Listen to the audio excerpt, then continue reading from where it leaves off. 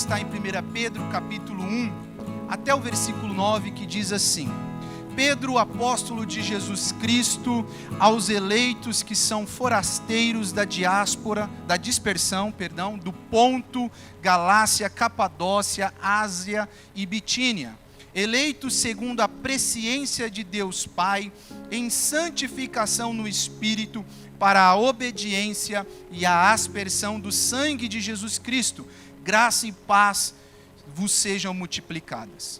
Bendito Deus e Pai de nosso Senhor Jesus Cristo, que segundo a sua muita misericórdia, nos regenerou para uma viva esperança, mediante a ressurreição de Jesus Cristo dentre os mortos, para uma herança incorruptível, sem mácula, imarcessível, reservada no céu para vós outros, que sois guardados pelo poder de Deus, mediante a fé, para a salvação preparada para revelar-se no último tempo.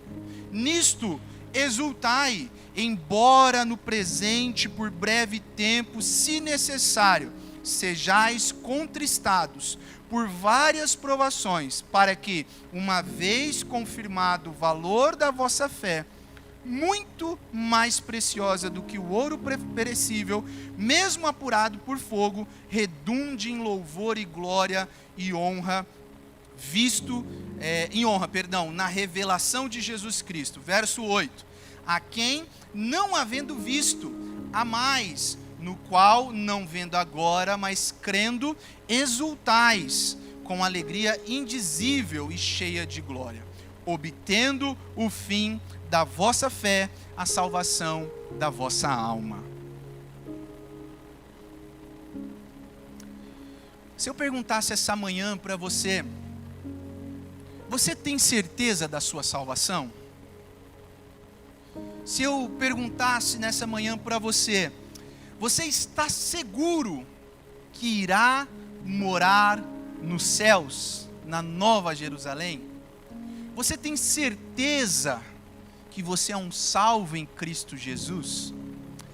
Faço essa pergunta porque esse texto tem vindo ao meu coração algumas semanas, porque caminhando pelas redes sociais, a gente vê várias pessoas temerosas, várias pessoas com medo, várias pessoas apreensivas com os acontecimentos que têm surgido no mundo. Guerras, catástrofes, pandemias, epidemias, vários sinais que Cristo nos deu da sua vinda, próximo à sua vinda. E acompanhando, às vezes eu leio alguns comentários, eu vejo muitas pessoas temerosas, com medo, em algo que deveria ser uma alegria e uma esperança para o crente.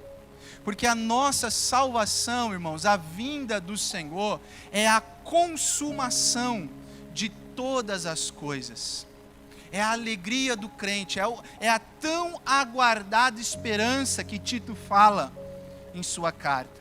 É isso que deve não nos trazer temor, mas quando nós ouvirmos, o fim está próximo, as coisas, nós devemos nos alegrar, porque próximo está o Senhor de vir nos buscar.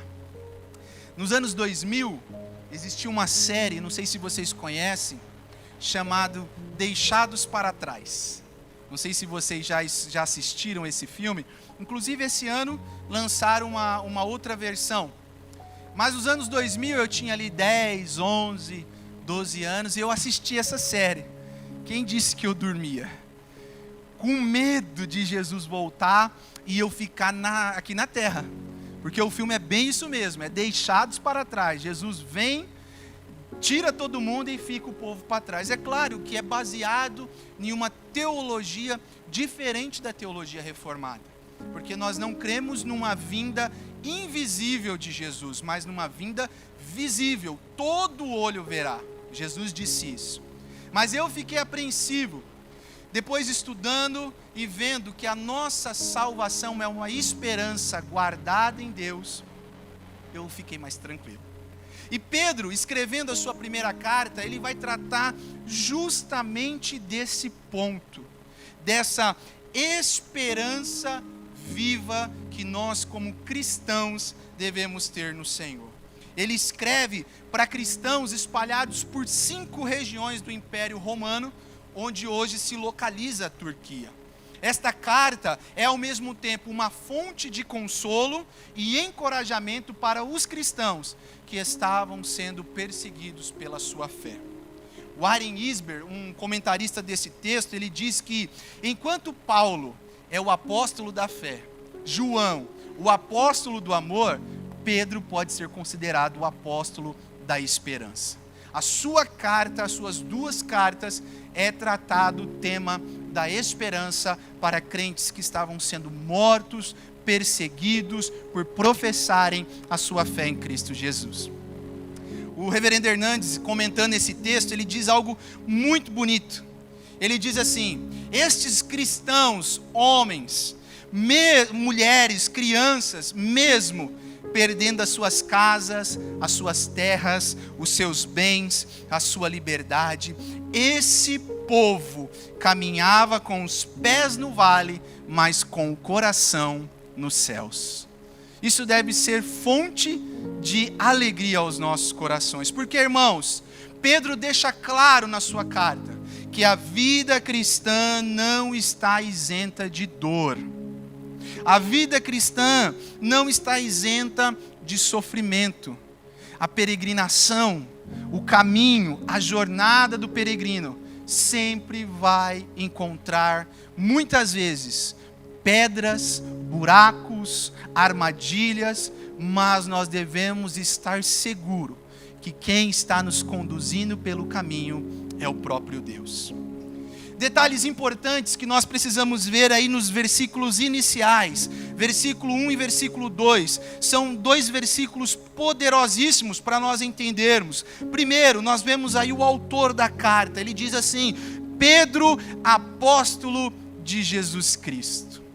Aqui nós já temos algo maravilhoso, irmãos.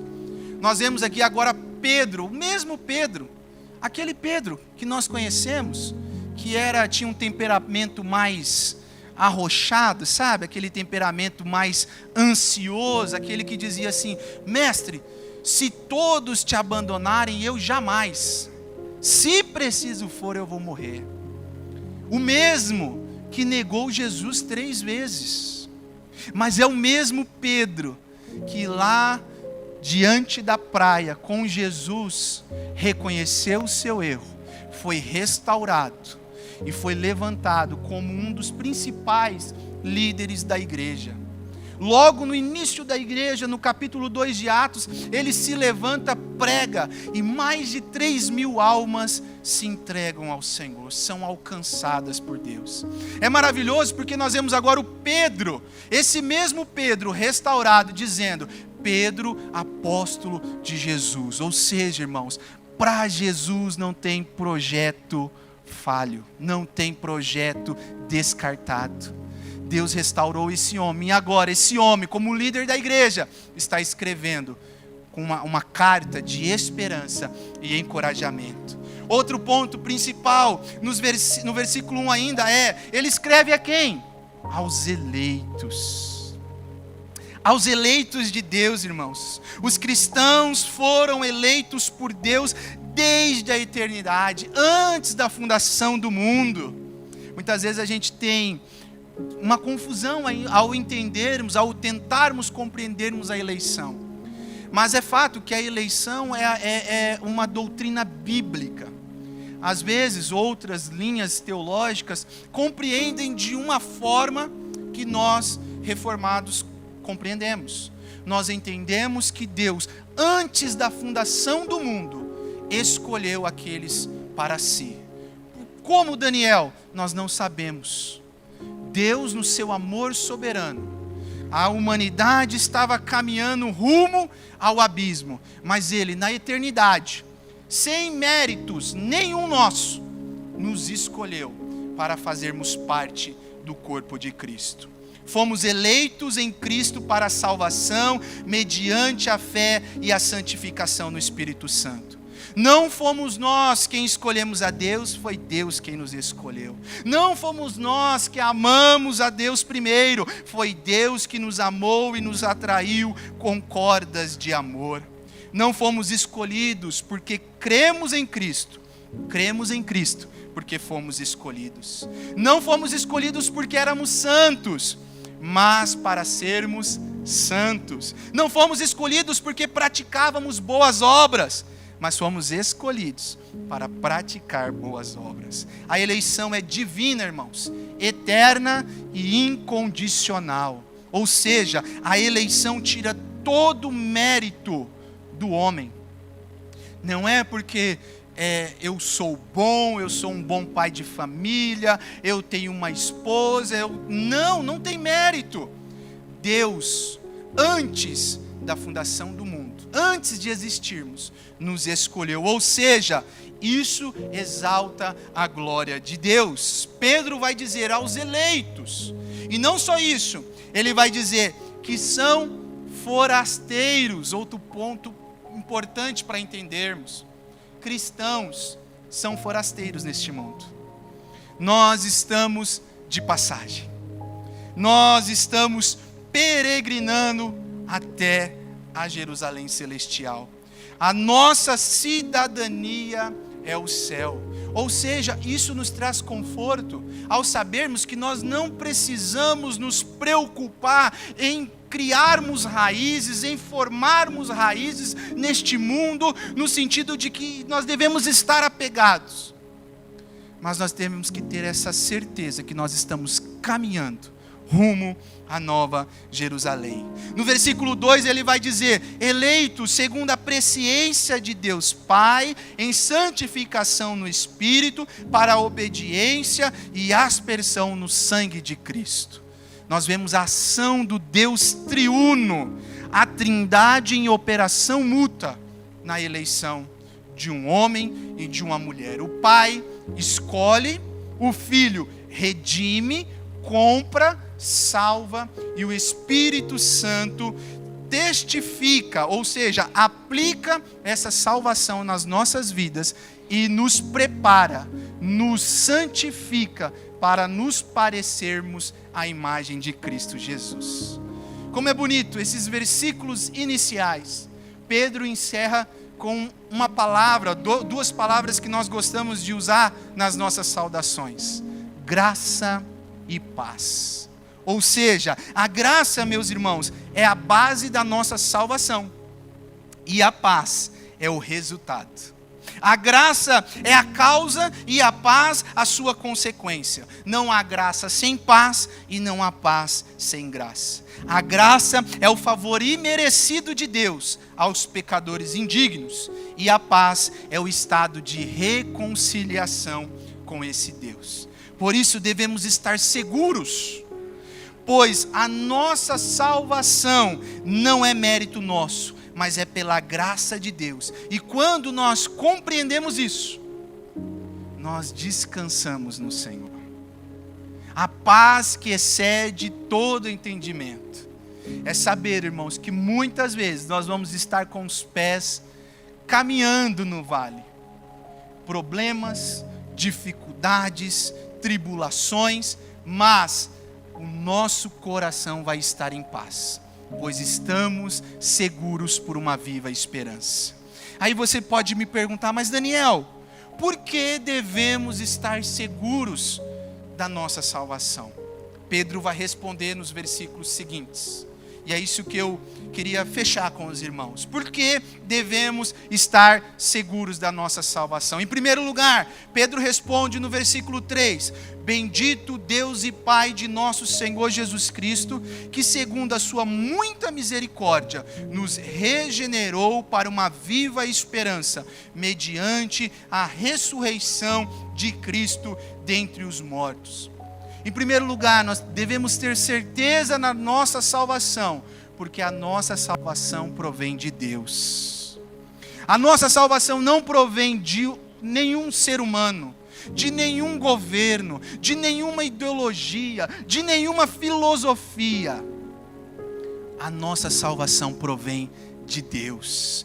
Pedro começa dizendo: bendito Deus, o Pai de nosso Senhor. O bendito aqui é uma forma de louvor e gratidão por tudo que Deus tem feito. Paulo gosta de usar também esta palavra. Lá em Efésios capítulo 1, verso 3, ele diz: bendito seja o Deus Pai de nosso Senhor Jesus Cristo, que nos abençoou com todas as bênçãos celestiais. As bênçãos celestiais são isso, irmãos. É as bênçãos da eleição, da redenção e da santificação que a Trindade coloca sobre aqueles a qual o Pai conheceu de antemão. Por isso nós devemos estar alegres, porque a nossa salvação provém de Deus, da sua misericórdia. Nós estávamos mortos nos nossos pecados, nos nossos delitos, mas Pedro vai dizer que esse Pai, esse Deus bendito, esse Deus soberano, Ele olha para nós e nos regenera, ou seja, nos traz para a vida novamente. Esse é o resultado da misericórdia de Deus, a regeneração.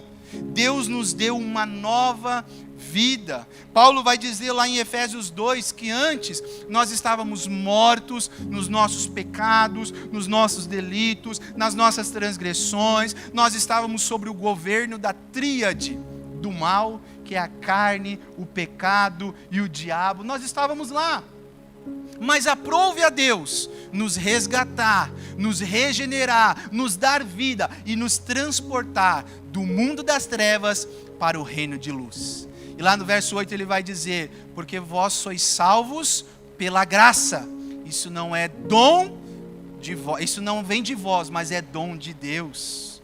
É o dom de Deus. É por isso, irmãos, que nós devemos nos alegrar, porque a salvação provém de Deus. Ele nos regenera, Ele nos tira do reino das trevas, nos transporta para o reino da luz. A regeneração é a obra do Espírito Santo. Ele muda nossas disposições íntimas, nos dá um novo coração, uma nova mente, uma nova vida. E agora, nós fazemos parte da família de Deus. Passamos a ter uma relação de pai e filho com o nosso Deus. E por que Deus nos regenerou? E Pedro responde, verso 3, para uma viva esperança. Uma viva esperança, irmãos. É uma esperança porque é baseada na palavra de Deus. É Deus quem nos dá. Ela não se perde, porque é Deus, provém de Deus. Deus é soberano e Ele guarda, Ele mantém, Ele segura. E lá Pedro vai dizer no capítulo 1, verso 23, pois fostes regenerados, não da semente corruptível, mas da incorruptível, mediante a palavra de Deus, a qual vive e é permanente. Nós somos regenerados. Deus nos salvou, a salvação provém de Deus, pela sua misericórdia. E na sua misericórdia Ele nos regenera. E Ele nos regenera para uma nova vida. Para que nessa nova vida nós não tenhamos medo. Nós não fiquemos preocupados. Nós não fiquemos angustiados. Mas nós tenhamos esperança nessa vida. Esperança, irmãos, que as coisas podem passar. Mas nós estamos guardados em Deus. Em segundo lugar, por que nós devemos ter certeza da nossa salvação? Pedro vai dizer no verso 4, para uma herança incorruptível, sem mácula e imarcessível, reservada no céu para vós outros. Nós devemos ter certeza da nossa salvação, porque a nossa salvação é imperecível. Pedro usa 3 características. Ele diz, ela é incorruptível, ela é sem mácula e ela é imarcessível. Ele poderia resumir simplesmente com imperecível, que é o sinônimo para todas essas palavras. Mas ele usa essas 3 para qualificar esta salvação, irmãos. Para dizer, em primeiro lugar, que ela é incorruptível, pois ela não se deteriora. Ela não estraga. Lembra? O que acontece quando a água tem contato com o ferro? O que acontece? Ferruja. Se o ferro não tiver impermeabilizante, enferruja. E a água com a madeira, um MDP, por exemplo, estraga, né? As mulheres às vezes sabem, vai lavar a cozinha lá e erra, e aí pega no MDP, o MDP estufa, ele acaba estragando.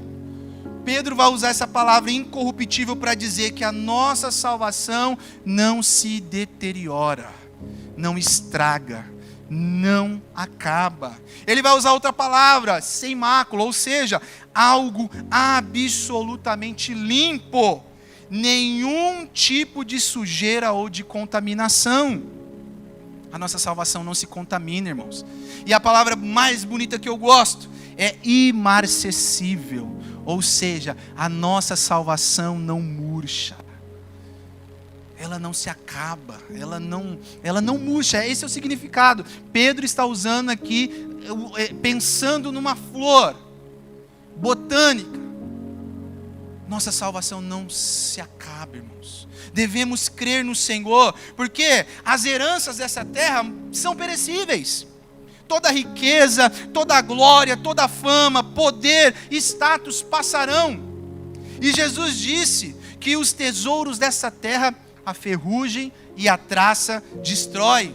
Os ladrões roubam, mas os tesouros do céu jamais. Estamos seguros que a nossa salvação não pode ser corrompida, não pode ser perdida, não é corruptível. Ela se mantém. Esta herança está reservada para os crentes e é um tesouro glorioso que jamais será perdido. Paulo em 2 Coríntios 5 ele diz assim: pois sabemos que a nossa casa terrestre, se a nossa casa terrestre se desfizer, temos da parte de Deus um edifício, uma casa não feita por mãos humanas, eterna nos céus. Creia nisso, meu irmão. A tua salvação é imperecível. É Deus quem mantém ela.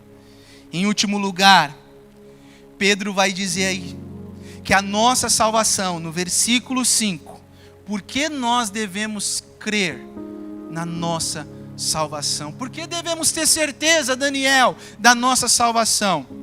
Terceiro lugar, porque a nossa salvação é sustentada pelo poder de Deus. Olha o que ele fala no versículo 5: sois guardados pelo poder de Deus, mediante a fé, para a salvação preparada a se revelar no último dia. Irmãos, é crermos que o poder de Deus é quem nos guarda. O poder de Deus é quem sustenta a nossa salvação. Porque se é Deus, como nós vimos, que dá a salvação, se é Ele que provê, se é Ele quem dá, é Ele também quem sustenta, que guarda. Porque se nós pensarmos que nós podemos perder aquilo que Deus dá, nós estamos colocando em xeque a soberania de Deus. Nós estamos dizendo que Deus não é tão poderoso quanto Ele pode ser. Mas Pedro está nos mostrando que esta salvação, esta viva esperança, é guardada, sustentada, preservada pelo poder de Deus. O termo que Pedro usa aqui, guardados, é de origem militar e significa defendidos ou protegido. A ideia de Pedro aqui é aquele sentinela que fica na guarita, que fica olhando, cuidando dos cidadãos da cidade. Fica à porta, fica à espreita, cuidando como sentinela, guardando os cidadãos. Assim é o nosso Senhor, meus irmãos. Nós estamos guardados pelo poder de Deus. Deus nos sustenta, Deus nos guarda, Deus está conosco neste caminho.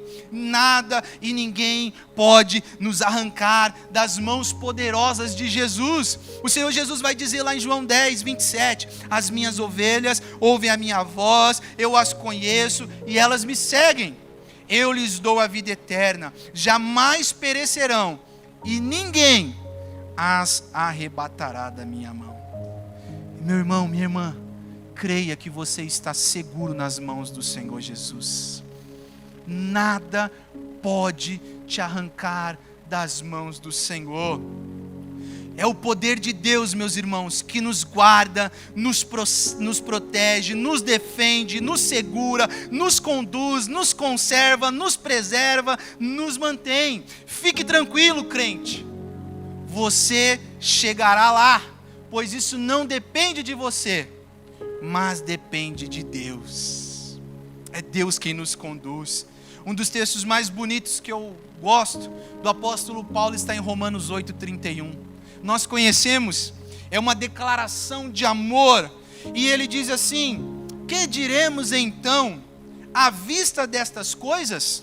Se Deus é por nós, quem será contra nós?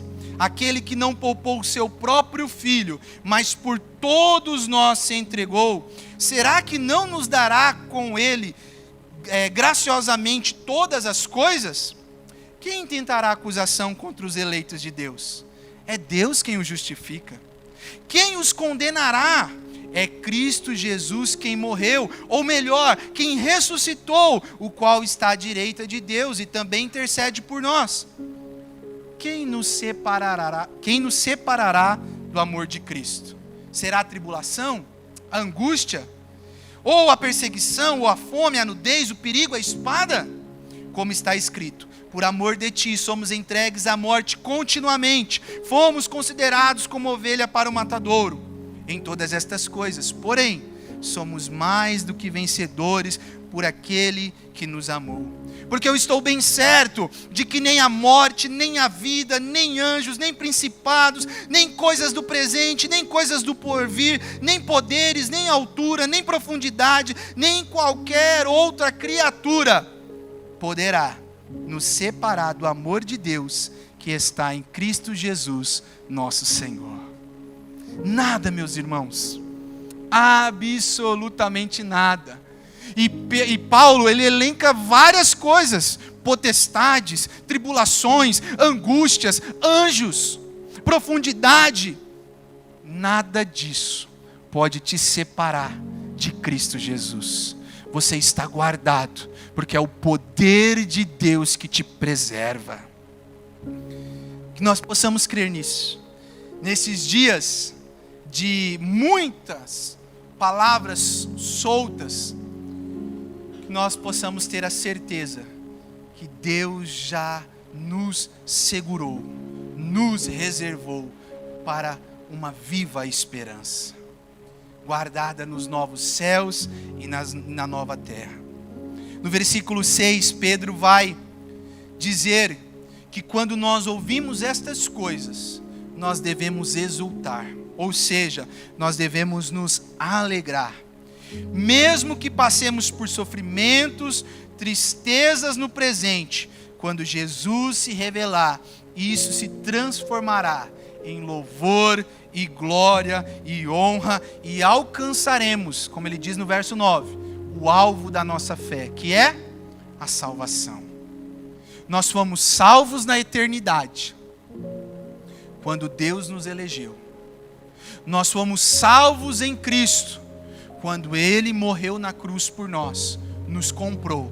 E nós estamos sendo salvos da ação do pecado, para nos encontrarmos com o Senhor.